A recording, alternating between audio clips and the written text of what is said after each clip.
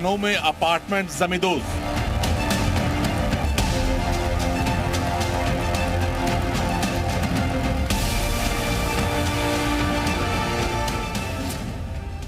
आगरा में मौत की बिल्डिंग ढही।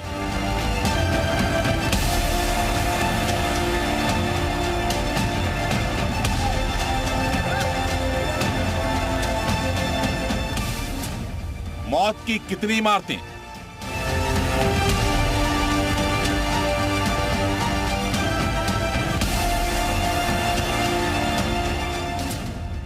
जर्जर इमारत, जिंदगी पर आफत।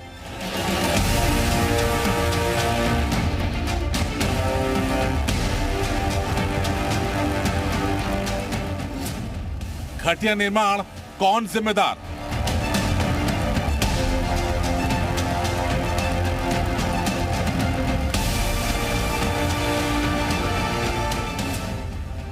अलाया हादसे के बाद बड़ी पड़ताल।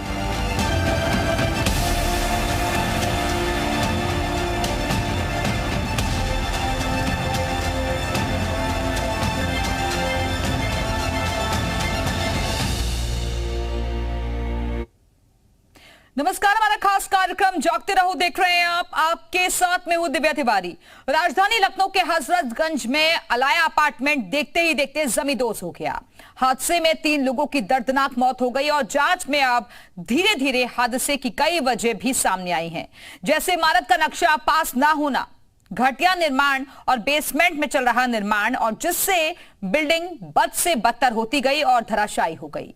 अलाया हादसा तो महज एक झांकी है, जाने ऐसी कितनी इमारतें पूरे प्रदेश में हैं। जी मीडिया की टीम ने यूपी के कई शहरों में पड़ताल की है। एक खास रिपोर्ट आपको दिखाते हैं।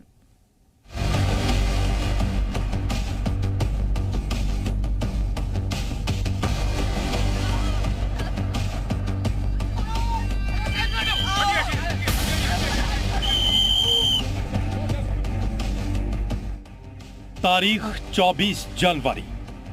ये वो तारीख है जब शाम होते होते एक मनहूस खबर आई।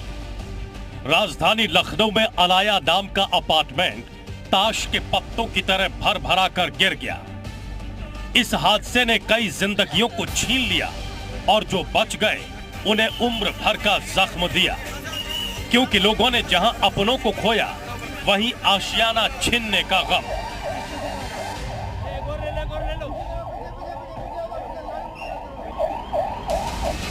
यादों के बिखरने का दर्द था। ये परिवार आज भी बिलख रहे हैं। इनके चेहरे से जैसे भाव ही गायब हो गए हैं।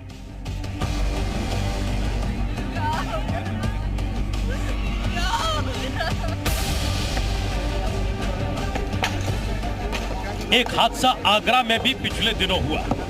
धर्मशाला में नींव खोदी जा रही थी और बगल के 6 मकान जमींदोज हो गए।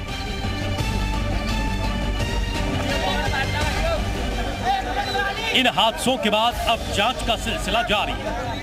आरोपियों को दबोचा जा रहा है। धरपकड़ अब भी जारी है, लेकिन खराब निर्माण और जर्जर इमारतों का जाल शहर शहर फैला है, जिसे लेकर हमने पड़ताल की। कानपुर शहर में भी ऐसी बिल्डिंग्स की भरमार है जो कभी भी भर भरा कर गिर सकती है। इनमें प्राइवेट बिल्डर और निजी इमारतों की एक लंबी फहरिस्त है। विकास प्राधिकरण की बनाई बिल्डिंग्स भी इनमें शामिल है।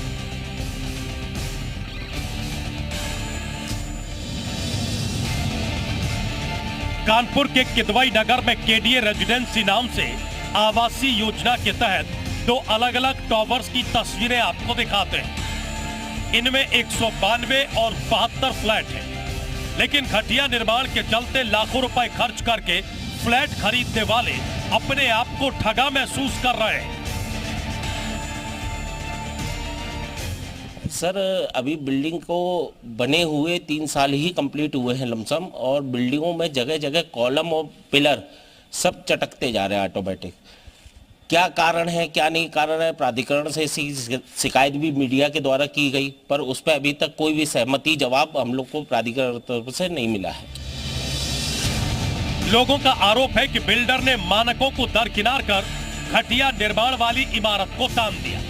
कब्जा लिए 3 साल भी ठीक से पूरे नहीं हुए इमारत में बड़े बड़े क्रैक्स नजर आ रहे हैं। हाथ से ही प्लास्टर टूट रहा है। अब इधर जो समस्या खड़ी हो गई है कि बीम की और इसमें दरारें आने की वजह से इस बिल्डिंग की पूरी नींव को खतरा हो गया। इस चीज़ की शिकायत हम लोगों ने सब जगह की, तो उसमें वीसी साहब भी आए, यहाँ पर एग्जीक्यूटिव इंजीनियर सारे लोग आए और आश्वासन दे के चले गए। इतना ही नहीं, बाहर से दिखने वाली शानदार इमारत की बीम भी तरक रही है, जिससे बिल्डिंग में रहने वाले लोगों की हमेशा धड़कनें बढ़ी रहती हैं। उन्हें हमेशा अनहोनी की आशंका सताती है।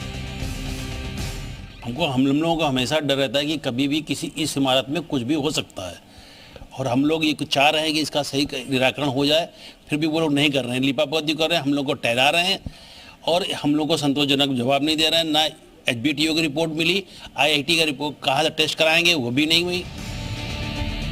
लखनऊ में दर्दनाक हादसे के बाद KDA रेजिडेंसी के लोग काफी डरे हुए हैं। पिछले दिनों लोगों ने घटिया निर्माण के चलते KDA से शिकायत की, लेकिन KDA ने जांच का झुंझुना थमा दिया और अधिकारी खुद कुछ बोलने को तैयार नहीं। दरअसल KDA ने इस प्रोजेक्ट को बनाया था और प्राइवेट बिल्डर से ये फ्लैट बनवाए थे, लेकिन 3 साल के अंदर ही फ्लैट की बीमों में दरारें आ गई हैं, जिसके चलते यहाँ रहने वाले लोग डरे सहमे हुए हैं। शिकायत पर कोई कार्रवाई नहीं हुई। अभी भी बिल्डिंग की स्थिति जस की तस बनी हुई है। ताज नगरी आगरा में भी लखनऊ के अलाया बिल्डिंग की तरह लापरवाही देखने को मिली। यहाँ नुनियाई स्थित पावर हाउस कॉलोनी के 1-2 मकान नहीं, बल्कि पूरी कॉलोनी ही जर्जर है। हैरानी इस बात की है कि इसके बावजूद अधिकारियों को कार्रवाई की फुर्सत नहीं मिल रही है। करीब 120 से ज्यादा परिवार इन जर्जर मकानों में रहने को मजबूर हैं। लोगों का कहना है कि DVVNL कर्मचारियों के लिए पावर हाउस कॉलोनी बसाई गई थी, लेकिन मेंटेनेंस न होने से बिल्डिंग जर्जर होती गई।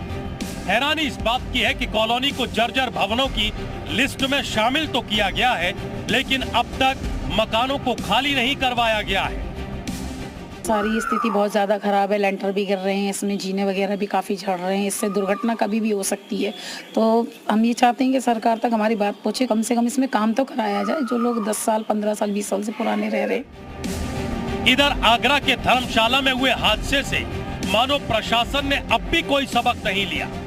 ये तस्वीरें उसका जीता जागता सबूत है, क्योंकि खुद रकाबगंज में जैन मंदिर के जीर्णोद्धार के नाम पर करीब 35 फीट गहरी खुदाई कर दी गई, जिससे मंदिर के आसपास के घरों में रहने वाले लोग डरे हुए हैं। जब मंदिर निर्माण से जुड़े लोगों से हमने बातचीत की, तो वो खुदाई की परमिशन होने का दावा करते नजर आए, लेकिन इजाजत किससे मिली, कब मिली, इसका कोई सबूत नहीं दे पाए। बस मंदिर के प्राचीन होने का हवाला देते रहे। ना बेसमेंट खोदा जा रहा है, 130 साल पुराना मंदिर, उसका जीर्णोद्धार किया जा रहा है। तो वो तो रिपेयरिंग के लिए जीर्णोद्धार हो रहा है। गड्ढा खोद के रखा नहीं गया गड्ढे को। आप मेरी बात सुनिए, आप पूरी बात सुनिए पहले। ना तो 1 मिनट सुनिए आप, ना तो इसमें बेसमेंट बनाया जा रहा, बेसमेंट नहीं, गड्ढा खोदने के लिए परमिशन ली गई थी। तो हमारा मंदिर 130 साल पुराना मंदिर है, उसका हम जीर्णोद्धार कर रहे हैं।